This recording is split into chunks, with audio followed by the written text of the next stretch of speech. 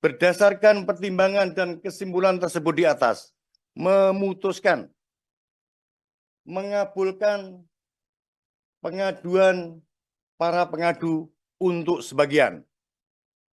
2. Menjatuhkan sanksi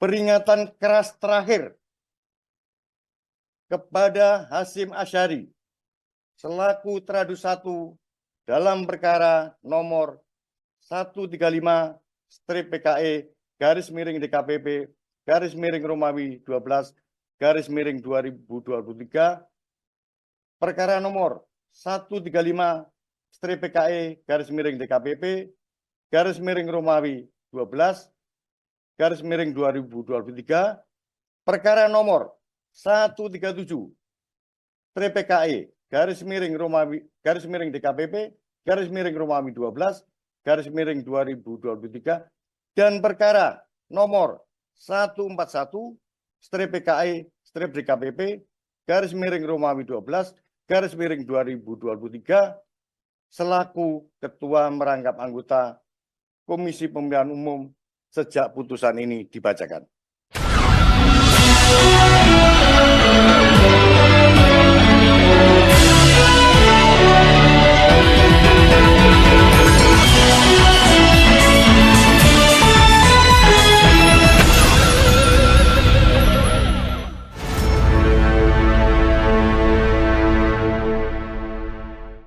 Assalamualaikum warahmatullahi wabarakatuh. Saya Hirs Munarif dari Forum News Network.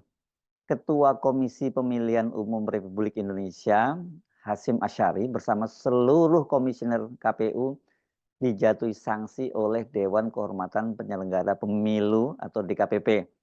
Mereka ini dijatuhi karena melanggar kode etik dengan menerima pendaftaran Gibran Rakabuming putra Presiden Jokowi, sehingga dengan begitu sekarang ini Gibran bisa mengikuti seluruh proses pada Pilpres 2024.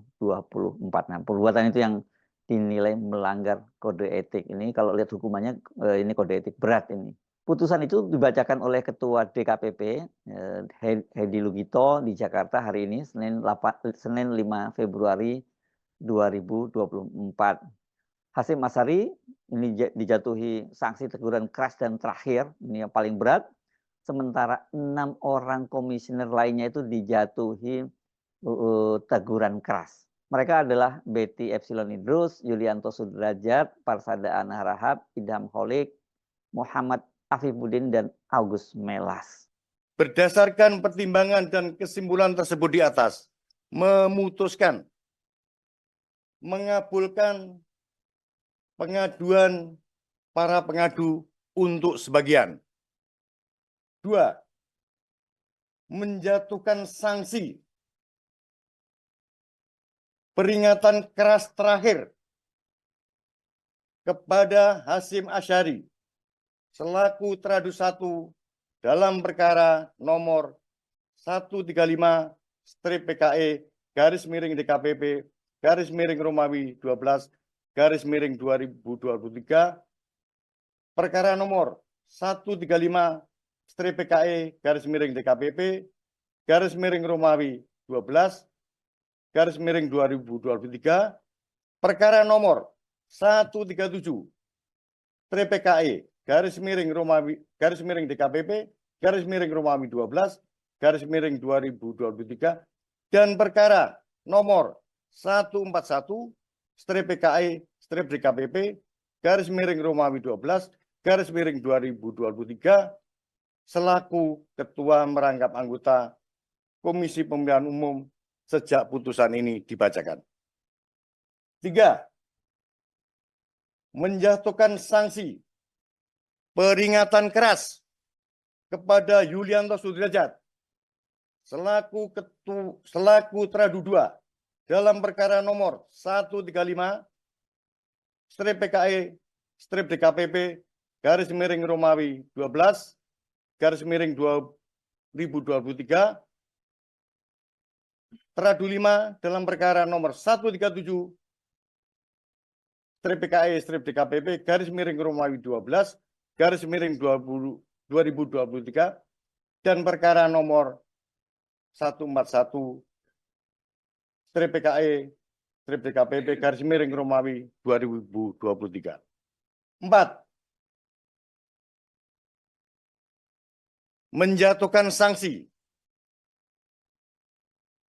peringatan keras kepada Agus Melas selaku Tradu 3 dalam perkara nomor 135/PKE garis miring DKPP garis miring Romawi 12 garis miring 2023 Tradu 7 dalam perkara nomor 137/PKE/DKPP garis miring Romawi 12 garis miring 2023 dan perkara nomor 141/PKE garis miring DKPP garis miring 12 garis miring 2023. 5.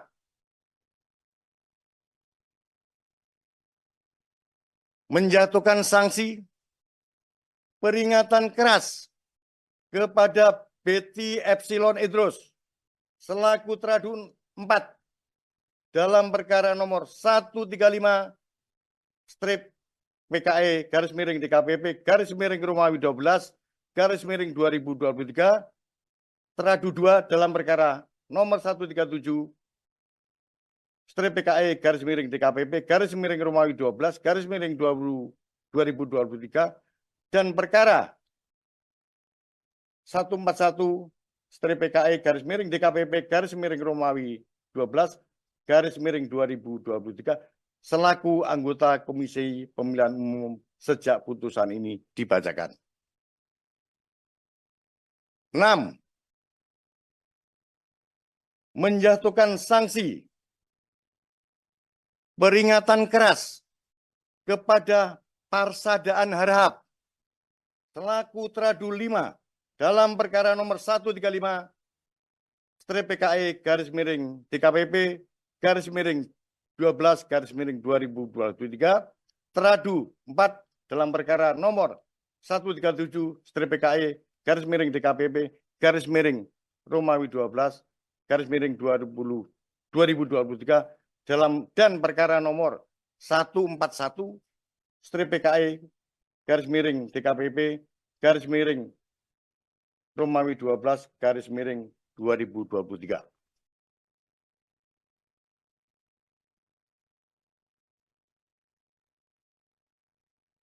7. Menjatuhkan sanksi peringatan keras kepada Idam Holik selaku Tradu 6 dalam perkara nomor 135/PKE garis miring DKPP garis miring Romawi 12 garis miring 2023 perkara nomor 137/PKE garis miring DKPP garis miring Romawi 12 garis miring 2023 dan perkara nomor 141/PKE garis miring DKPP garis miring Romawi 12 garis miring 2023. 8. Menjatuhkan sanksi peringatan keras kepada Muhammad Afifuddin selaku Tradu 7 dalam perkara nomor 135/PKE/DKPP Romawi 23 Tradu 3 dalam perkara nomor 137/PKE garis miring DKPP garis miring Romawi 23 saya ulang nomor dalam perkara nomor 137/PKE garis miring DKPP garis miring Romawi 12 garis miring 2023 dan perkara nomor 141/PKE garis miring DKPP garis miring Romawi 12 garis miring 2023. 8. Saya ulangi. 9. Memerintahkan Komisi Pemilihan Umum untuk melaksanakan putusan ini paling lama 7 hari sejak putusan ini dibacakan. 10. Memerintahkan Badan Pengawas Pemilihan Umum untuk mengawasi pelaksanaan putusan ini.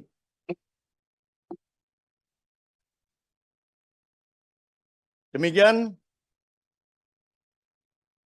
diputuskan dalam rapat pleno oleh 5 anggota Dewan Kehormatan Penyelenggara Pemilu, yakni Hedi Lugito selaku Ketua Merangkap Anggota, J. Kristiadi, Ratna Dewi Pitalolo, Idewa Kadek Wiarsa Rakasandi, Muhammad Tio Aliansah, masing-masing sebagai anggota, pada hari Kamis, tanggal 18 bulan Januari tahun 2024 dan dibacakan dalam sidang kode etik terbuka untuk umum pada hari ini, Senin, tanggal 5 bulan Februari tahun 2024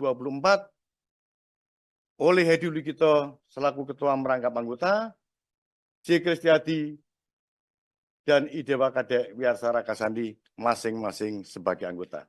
Ada 4 perkara yang diadukan oleh pemohon terhadap ketua dan 6 anggota KPU Republik Indonesia itu. Dan mereka ini diadukan perihal penerimaan pendaftaran Gibran Rakabuming Raka sebagai bakal calon wakil presiden pada tanggal 25 Oktober 2023 lalu, yang dinilai oleh pengadu hal itu tidak sesuai dengan peraturan KPU nomor 19 tahun 2023 tentang pencalonan peserta pemilu presiden dan wakil presiden, karena KPU belum merevisi atau mengubah peraturan terkait pasca adanya keputusan Mahkamah Konstitusi nomor 90 tahun garis miring PUU garis hubung 21 Romawi dan garis miring 2023.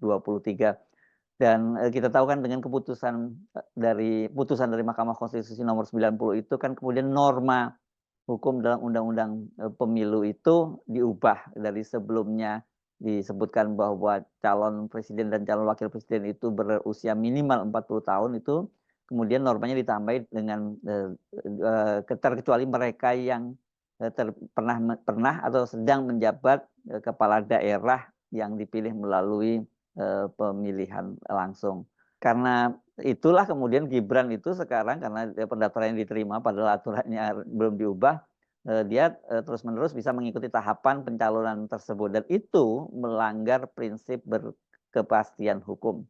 Pasti pertanyaan Anda semua, termasuk saya, apakah keputusan Dewan Kehormatan Penyelenggara Pemilu itu punya konsekuensi langsung dan mengikat kepada Gibran dalam hal ini statusnya sebagai calon wakil presiden 02 berpasangan dengan Prabowo. Saya banyak sekali di-mention oleh teman-teman, ditanya ini apakah ini berarti kemudian pencawapresan Gibran tuh dibatalkan gitu. Dan ternyata kalau dari diskusi saya dengan sejumlah teman yang punya latar belakang hukum tata negara menyebutkan ya tidak ada kaitannya dengan Gibran karena ini hanya mengikat kepada KPU ya. Ini kira-kira statusnya sama dengan keputusan Majelis Kehormatan Mahkamah Konstitusi ya.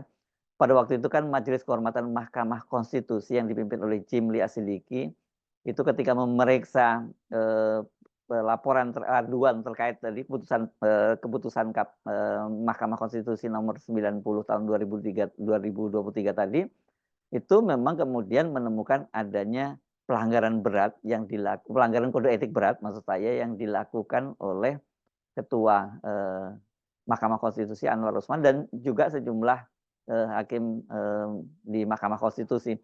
Dan pada waktu itu keputusannya yang lain itu diberi teguran juga, sementara untuk Anwar Usman itu sanksinya berat karena dia dicopot sebagai Ketua Mahkamah Konstitusi dan tidak diperbolehkan untuk ikut menangani perkara berkaitan dengan sengketa pemilu legislatif, pemilu presiden maupun pilkada.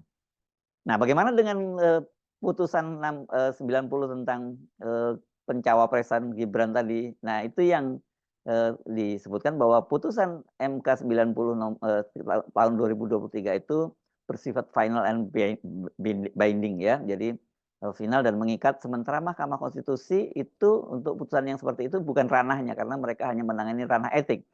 Jadi, DKPP itu juga urusannya etik ya, ini tidak berpengaruh terhadap pencawapresan, Gibran. Anda pasti banyak kecewa ya, pasti mendengar semacam itu. Begitulah cara hukum bekerja ya.